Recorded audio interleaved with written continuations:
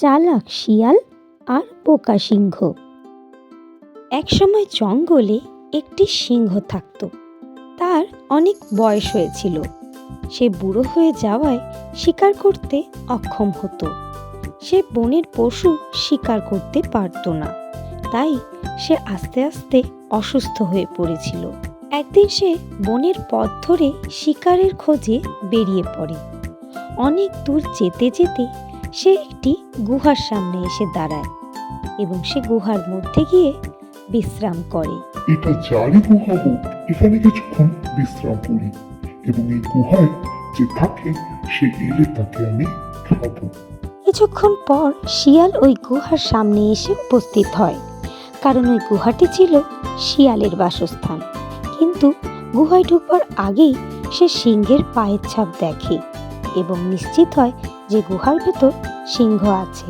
তার ধারণা ঠিক কিনা তা পরীক্ষা করার জন্য শিয়াল হঠাৎ বলে, গুহা? আরে ও গুহা, তুমি সাড়া দিচ্ছ না কেন? অন্যদিন তো তুমি আমায় সাড়া দাও, তুমি আমায় সাড়া দাও।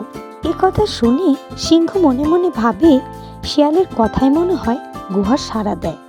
আজ তার ভয়ে গুহা সাড়া দিচ্ছে না, তাই সে গুহার ভাষায় বলে, ভেতরে চলে আসো বন্ধু। সিংহের গলার আওয়াজ শুনে শিয়াল পুরোপুরি নিশ্চিত হয়ে যায় যে গুহার ভেতর সিংহ আছে। শিয়াল তখন তার উত্তরে জানায়, আরে না গুহা বন্ধু, আমি আর ভেতরে যাচ্ছি না, কারণ আমি এই প্রথম শুনলাম যে গুহা কখনো সাড়া দেয়। আজ আমি এই প্রথম জানতে পারলাম যে কখনো গুহা কথা বলতে পারি। তাই আমি চললাম, আর তুমি গুহার মধ্যে পচে মরো। আর সিংহ নিজের কর্মদোষে বোকা হয়ে গেল।